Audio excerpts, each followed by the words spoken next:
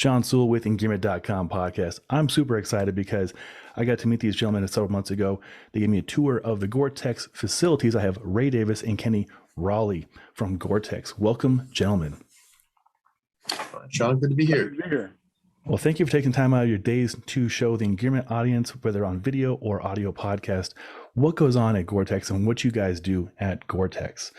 So the virtual 360 tour was really great. The media got to go through and see all the fun stuff behind the scenes, the chamber where you test stuff out and all the machines. And there's a lot of detail that goes into the creation of Gore-Tex materials and fabrics and the durability testing.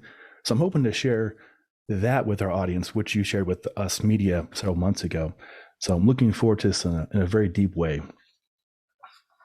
All right, gentlemen, well, a little introduction. How about from you guys, Ray and Kenny? Tell us a little bit about yourselves and how long you've been at Gore and what you do there. I'll let you go first, Kenny, if you like. Sure. I think I'm in year 19 at Gore now. Been working here for quite a while, most recently in durability. And so it's my job to make sure that the durability lab is up and running. All of our test equipment's functional. All of our microscopes are working. A good chunk of the work that I do in that lab is make sure that we build a link between the real world and the lab testing that we do. So it's not just a matter of only testing stuff in the lab. We actually figure out how things really break, and then we try and simulate that as best we can. Oh, that's awesome. That's awesome. How about you, Ray? My name is Ray Davis. I've been with Gore over 20 years as well, probably the last 15 or so in the comfort side of things, or the comfort and durability community practice. Really focus on how the body and the body's physiology is going to interact with our product and whatever end use application it might be seen in. So anywhere from footwear to sleeping bags to the traditional garments. If you can wear it, I've taken a look at it in one part or another test or one way or another, and really enjoy what we do here. Kenny and I are both on the same community of practice. He's the yang to my yin, or I'm the yin to his yang, right? So I'm comfort, he's durability. We're trying to find that right balance between the two to make sure that Sean, you and every one of your listeners is out there enjoying our products as much as possible. Oh, that's fantastic. And 19 and 20 years. So you guys have seen and tested many iterations of Gore-Tex. I've been using Gore-Tex products for probably about 20 years and seen the different Pro Shell, the Pack Light, the Active, and seen it improve over the years is largely because of you and your guys' team. That's super cool to meet you guys and go through this with you. So very grateful for this opportunity. So let's talk about the products and testing.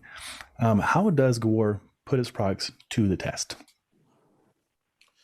So on the testing side of things, there's sort of two different aspects you can look at. One that is not really directly involved with what I'm doing is the quality testing. And so we've got specifications that we've got to meet with the products that we sell. But to figure out what those specifications should be, we got to run through our R&D labs. And in these R&D labs, that's really where we put things through their paces, make sure that they're tough enough to stand up to what we need to do in the real world. A lot of times in the lab, I'll run a field trial, gain some understanding of how that thing might fail in the real world, and then figure out the right tests and the right levels and challenge of those tests to be able to put it through its paces in the lab at a faster pace. Wonderful. He's a little bit opposite than I am, right? So he kind of will tend to work backwards from the field and then associating that to the lab. Whereas I'm looking at more of the raw materials and laminated materials from the get-go, and then building the garments up from there, right? So making sure that we're making the right decisions for comfort performance metrics early on in the stages. So we're not trying to, recalculate once the garment's made, right? So again, it's that yin and the yang between Kenny and I, trying to make sure we're balancing out that comfort and durability. Makes complete sense. It's good to have those balances. Now, the media and myself, we had to tour the Gore-Tex testing. There was a lot of machines and a lot of stuff that's like way over my head. Can you go in a little more detail of some of the stuff you guys use to test? Yeah, absolutely. So in the durability lab, we historically haven't been on the sort of public tour route. So this virtual tour was a really exciting thing to be able to share a little bit more behind the scenes. In the lab, in the durability, we've got a ton of different pieces of test equipment and looking at different aspects of it. One of the ones that's my favorite in particular is the MTS, as I shared on the tour. Mm-hmm. This thing is traditionally used in the automotive industry, so banging on car doors, stuff like that. But we can use it with really creative fixturing to really put our materials through the test as well, whether that's tensioning and stretching, twisting, pulling, sort of all the motions you'd go through when you're wearing a garment. We can simulate those with this piece of equipment. It's all a matter of getting the right hardware and the right software together and understanding how many times things actually happen in the real world during the life of a jacket. Makes sense. Well, go ahead. Sorry. Go ahead. Yeah, I was going to say on my side of things, when we have the comfort side of things, we're looking at the laminate testing. We're on that virtual tour, which I'm sure you can share the link to. We have all kinds of different breathability, insulation testing. We're looking at ergonomic comfort, how stretched materials are, how loud the materials are, all the things that play into the human perception of comfort, as well as the physiological attributes where we're trying to maximize our product. Makes sense. So a lot of lab testing. What kind of field testing do you guys do? So there's a ton of field testing that goes on, especially related to durability. I think one of the things that really sets us apart is we take a pretty different approach to what I've seen elsewhere in terms of scientific design of our studies. So we don't think of field trial as like, let's go through this on a couple guys or girls and see what the jacket does. We actually design with statistical experiments. So I think of the lab and the field as just two different arenas for the same field test. So we'll put these things out there with a statistically significant number of users, number of garments or footwear in the field, and use these experiments to answer specific questions. So you can't get at everything in one shot there, but when we're running a field trial, we can answer a very specific question really, really well with a high level of confidence based on the data we generate.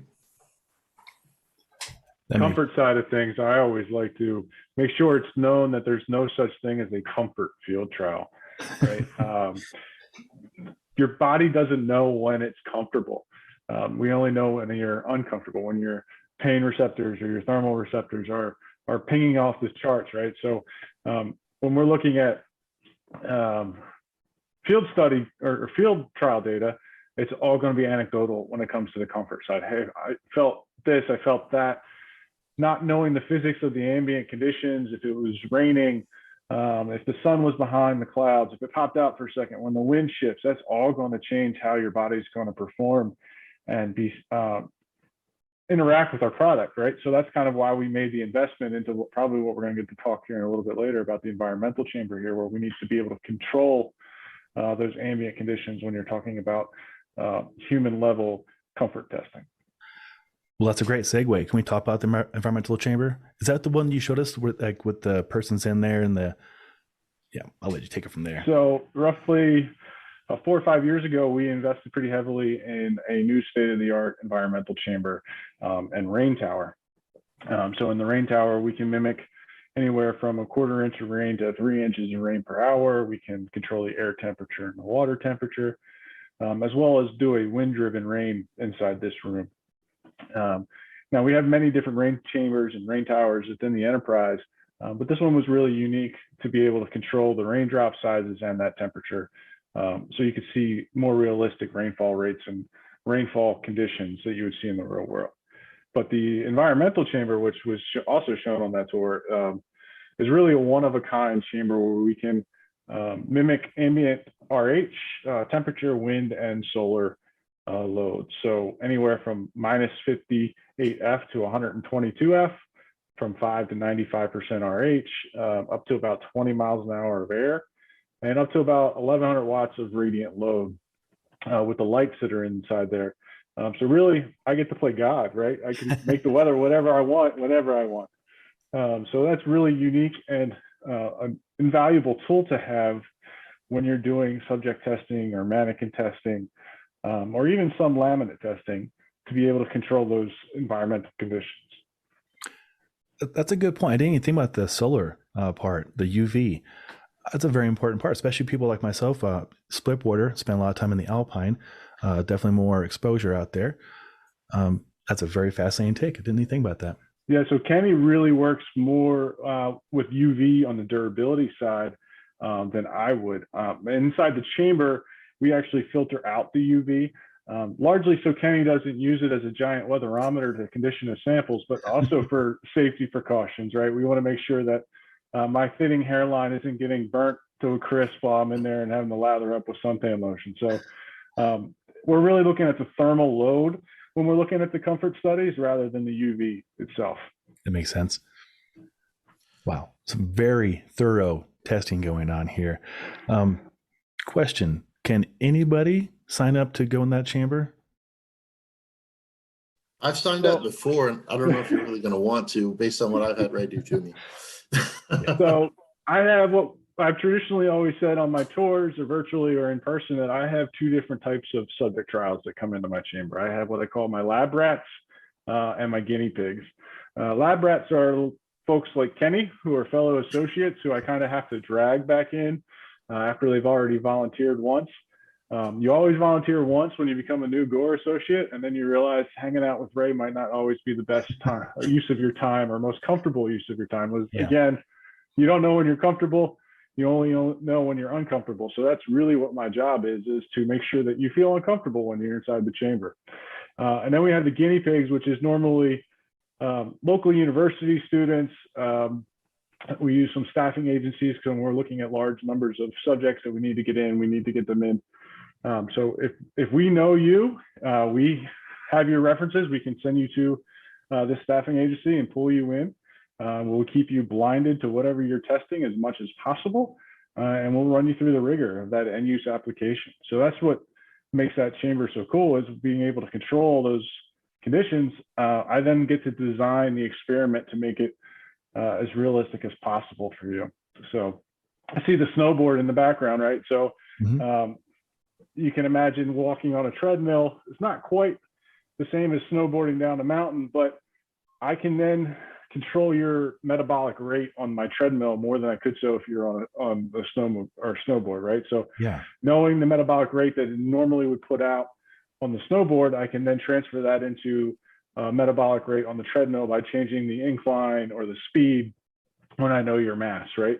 And then we'll have you so-called snowboard down the mountain on the treadmill for a certain amount of time, and then sit on our gliding bench that we have to simulate riding back up to the top of the mountain in the cold wind, right? So we try to make it as realistic inside the chamber as we can. Oh, that's fascinating. Well, I have a twist of a question for you. I spend most of my time going up the mountain on foot, so splitboarding. Yeah. So one of the things I look for in materials, especially with Gore-Tex, is the breathability. Can you guys explain in more detail what a person should look for in breathability and or waterproof ratings?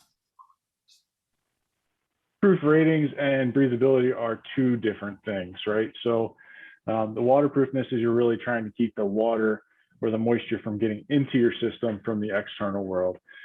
Where the breathability, and that's going to be more on Kenny's side of things when you're looking at durability. The breathability is more of a comfort thing where we're trying to get the moisture from the body out. So the lower the better for the breathability factors. You want to make sure that you're moving the moisture as far away from your body as possible. When you're going up the mountain, it might not be a huge factor to you, right? You're going to be hot, you're going to be warm, you're going to be producing sweat. It's when you stop. It's when you want to make sure you're not building up that moisture inside your insulation, so you don't get cold then, or uncomfortable to tactile sensations with the extra moisture in your system. So you're trying to move that through your system as quick as possible. And the best way I can explain that, what we've done in the past, is if you look at our Gore-Tex material, it's full of billions of holes in it, right? But they're very, very, very, very small. A water droplet is, depending on the rain size, it could be 10, 20, 30, 40, 50 times larger than these billions of holes in the garment. So the water droplets can't get through the exterior, but the water vapor that's evaporating off your skin or your sweat can move out. And that's the whole balance there that you're looking for.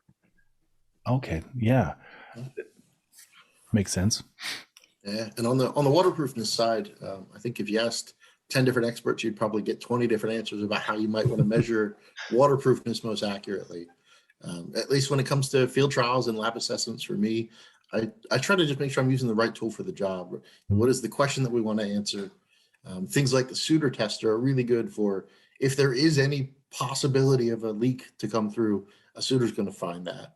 But there might be more practical applications like understanding the overall performance or effect of a garment, and maybe something like putting somebody in a jacket in a rain chamber is the right way to go about it. It really depends on the question you want to answer, which way is the right way to measure waterproofness. Okay, that's great. On paper, what is the waterproof breathable rating of a Gore-Tex Pro Shell, for example? Ray, do you have that off the top of your head? Because that's not one I deal with on a day-to-day. So it really depends if you're looking at the laminate or the garment form. That's something that our product specialists and our marketing teams can get to you. Okay. We look at so many different pieces of material that come through here. I create the data, I analyze the data, I send it who it needs to send it, they memorize it, I move on to the next project. That makes sense. You brought up a very good point. I didn't even think about not just the membrane, but what material you're working with as well. The density and the denier that has probably a lot more properties going into affecting the breathability and waterproofness of the membrane. Especially on the comfort side, if you ask any comfort scientist on our team or any comfort leader in the world, if you ask them any question, their proper response should always start with, it depends, right? So that's a great answer. Yep. It depends on the ambient conditions you're in, depends on your metabolic rate, it depends on what base layers you have on, it depends on what you had to lunch compared to yesterday, it all depends. No, that's a fair answer. When I ask these kind of questions, it depends is probably the most answer for sure. And it is. There's a lot of variables in anything. 100%. Here's a kind of a fun one. What's the most extreme climate you've tried to recreate an environmental chamber? In the specifications of the chamber, the minus 58 and the plus 122 F, everyone talks about how cold and frigid it must be when we go down to those temperatures. But I can tell you with firsthand experience, it's much more tolerable to be in there on the cold side than it is on the hot side. When you're at like 120 degrees Fahrenheit and 98% humidity. As soon as you walk in, it's like jumping into a really, really hot pool, and you're covered in sweat. And I always say that I'll take cold over hot any day because you can always add more layers, right? There's only so much that we're going to want to see me take off. I'm with you, Ray. I love cold because I can always dress to the cold. Yeah. Can't escape that heat. Yeah, so definitely the hot and humid are the most extreme and uncomfortable conditions to be in. And then when we're doing subject trials in those types of conditions, we need to monitor more than just like skin temperature and human perception. We have to make sure that we're tracking our subjects' core temperature, make sure that they're okay and not coming into heat stroke or heat exhaustion type physiological traits, right? So we're monitoring their core temperature with the radio pills that you can swallow. And we're making sure that we have all the safety precautions in place to make sure that Sean's going to come out of my chamber nice and cognitively alive and really alive today. That is an impressive attention to detail. Radio pills and tracking all these variables, making sure the person is comfortable and safe, testing the durability. Absolutely incredible. I'm going to definitely link to the virtual tour for our viewers and listeners from Engearment.com. This has been a great eye-opener, and I can't wait for people to see the level, like the video of the level of what you guys do to test the durability and comfort of Gore-Tex. It's impressive. Is there anything else you guys like to share with our audience about the craziness that goes into testing Gore-Tex? Sean, I'd just like to say thank you for the chance to chat with you today. This has been a lot of fun. Yeah, and I agree with Kenny. It's just always fun to talk about what we do. The virtual tour, whether it's the video link that we have already produced or just scrolling through it yourself, we're always willing to help and give more of these tours and let people understand what we do here to help them better understand our products, whether you're on the Yang and Kenny side and durability or the Ying on mine on comfort. So. Oh, that's wonderful. And if there's a round two coming up, I definitely want to share that as well, because my job was on the floor the whole time watching all the intricacies that go into the testing that you guys do. It's really fascinating. So I'm excited to share that with our audience. Well, Kenny and Ray, thank you for your time today. I really appreciate going into the details with this. Yeah, anytime. Thank you. Thank you, guys.